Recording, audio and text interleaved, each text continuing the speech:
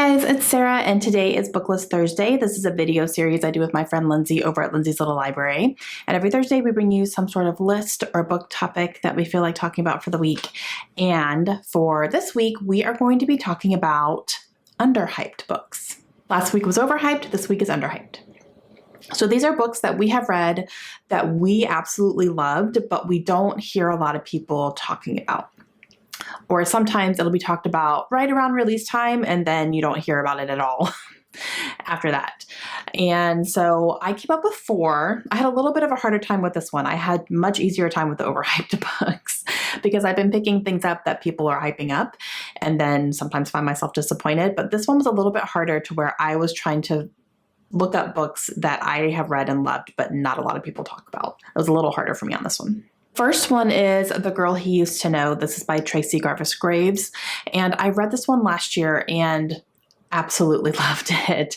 I had heard good things about it here and there. Not a whole lot though. I didn't see a lot of people reading it. I don't think that this is an author that is getting a whole lot of attention, which I think is unfortunate because this is the second book that I've read from her and my second 5-star book from her. Both of her books that I've read, I've given 5 stars. So I definitely need to read more from this author, and she does have some backlists that I can dive into. But this one blew me away. And I was just reading it and enjoying it and just thinking, this is really good. And then there's a certain spot that hit that I just went, whoa. And it shot it out of the park for me and became one of my favorite books of last year. It was in my top books. And I don't want to go into why it shot up for me because it would be a major spoiler for the book, but it definitely just took me by surprise and I cried in this book, you guys. I don't cry very often, but this one got me and I absolutely loved it. Now, this does have a main character that is on the spectrum and it is discussed. So it's something that she had gone most of her life without a diagnosis for. And so it is a topic of discussion as well throughout the book, which I thought was done really, really well. And it's fantastic, guys. Like, if you have not read this book, please pick it up. Another one that I picked up on my Kindle randomly, I got this from NetGalley and I just picked it up and said, okay, I'm going to give this one a try, and loved it. Could not put it down. I read it so incredibly quickly. It was fantastic. And that's Every Last Secret. This is by A.R. Torrey. And I had not read anything by this author at that point. This was the first one that I read from her. And I do have a couple on my shelves that I want to get to as well. But this is definitely an author that I think I could really get into. And I just picked it up randomly and literally could not put it down. I think I read it in 2 days, if even, maybe even a little bit less than that. And this is definitely a domestic, I would call it a light thriller. I would say there's definitely things going on. You're getting different perspectives, so things from different angles, and you kind of know what's going on a little bit. So this one has like a toxic friendship that seems like something else on the outside, but behind the scenes, there's a lot of sinister things happening and you're seeing all of it. So you're getting different angles, you're getting different perspectives, and you're kind of trying to piece some things together as well. And I just thought it was fantastic. Okay, the next one is actually a series. It is a detective series, which I don't get into a ton of those, but this one I absolutely loved. And the first one is called Unsub, and this is by Meg Gardner. There's 3 books in this series. And the thing that makes this one unique is that each book is loosely based off of an actual serial killer that we know. And you can see the inspiration behind it. It's not an exact copy, but you can see the inspiration there. So the first one is based on the Zodiac Killer, and we're following our main character who is an FBI detective and she hunts serial killers. Her father did the same thing, and so she followed in his footsteps. And you're seeing a killer that was the one for her father that got away over his entire career.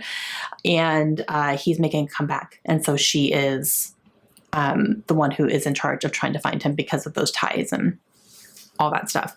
It was awesome. I absolutely loved it. It's fast paced. It really just, like, I was holding my breath in certain points, and just because the action was so intense and so quick, and just, I wanted to know what was happening. And I really think this is a detective series that's definitely underrated because I don't hear anybody talk about it ever. So it's fantastic. Please pick it up. Okay, and this last one is one of those things where I heard a lot about it, and this is a very well-known author, but it's not something that's talked about all the time. It's not like super hyped up or anything. It's not like, you know, people are constantly talking about this book and blah, blah, blah, blah, blah. That's not what it is. And I feel like it should be, but that's The Dream Daughter by Diane Chamberlain. The year that I read this one, it was my favorite book of the year. I absolutely loved this book. This is a time travel book and a lot of moral dilemmas in here about what would you do in this situation, and you know, just things were happening that were like, oh my gosh, because we're in two different time periods that we know very well as a society. And so you're like, oh, this is going to happen. And like, oh, we're going here and this and this and this. And it's just, you guys, it was so good. And definitely moral dilemma. Like, what would you do in that situation? Incredible. And just the idea behind it to me was so brilliant. And just, you know, how far would you go to protect your child is basically what it is. I think the ending is a little polarizing. I think there were some people, when they do talk about it, it's either love or hate the ending. I really liked the ending. I thought it was fine.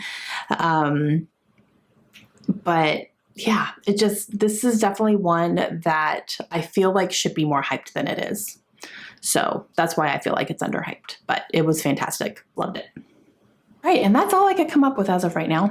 So let me know down below if you agree. Do you think some of these books are underhyped? What are some books that you have read that you absolutely love that you just don't hear people talking about very often? Let me know that as well. And things that are just kind of flying under the radar. I would love to know your answers for that. And make sure you go check out Lindsey and see which books she thinks are underhyped. I'm really excited to go see what she is going to be talking about today. And we will see you guys again soon. Hope you have a great day. Bye.